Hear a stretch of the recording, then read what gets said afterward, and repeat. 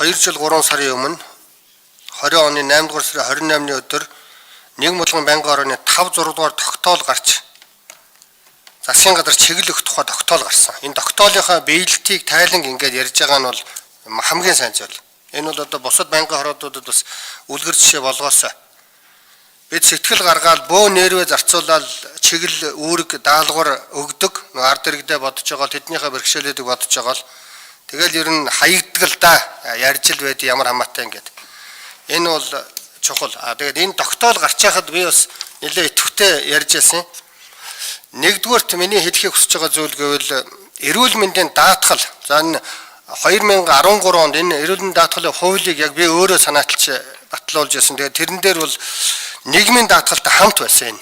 5 сангийн хамгийн баян одоо дандаа нэмэгтэй гардаг сан ганцхан эрүүл мэндийн даатгал.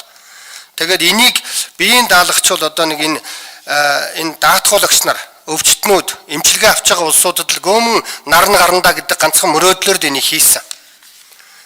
Тэгээд тусад нь гаргасан эрүүл мэндийн даатгалын үндэсний зөвлөгөөч том байгууллага бий болсон. Энэ байгууллагын мэдэлд 1.2 их найд төгрөг мэдж байгаа. Та нар одоо ингээд харах юм бол 1 их найд 262 тэрбум төгрөг шүү дээ. Энэ их мөнгө. Улсын эмнэлэг гэхэд 569 тэрбум төгрөг. Хувийн эмнэлэг 125 тэрбум төгрөг. 125 тий. Тэгэхээр ингээд би уншаад цаг үдээд яг энэ мөнгөөр даатгал одоо төлсөн эзэд энийг яг аваад ажиглалтаа байлгамаар л байна. Тэгээ муу юм нь би одоо ганцхан баяр сайхан дарга инкол сайдыг хэлээд байгаа юм биш шүү. Та хоёрын дараагийн хүн байна уу, өмнөх хүн байна уу? Мөнгө өгсөн хүн хөгжмөө захиалдаг гэдэг шиг энэ хувийн байна улсын эмнэлгүүд нэг мөнгө өгч байгаа таанах таалагдах гал явцдаг. Энийг болиулаад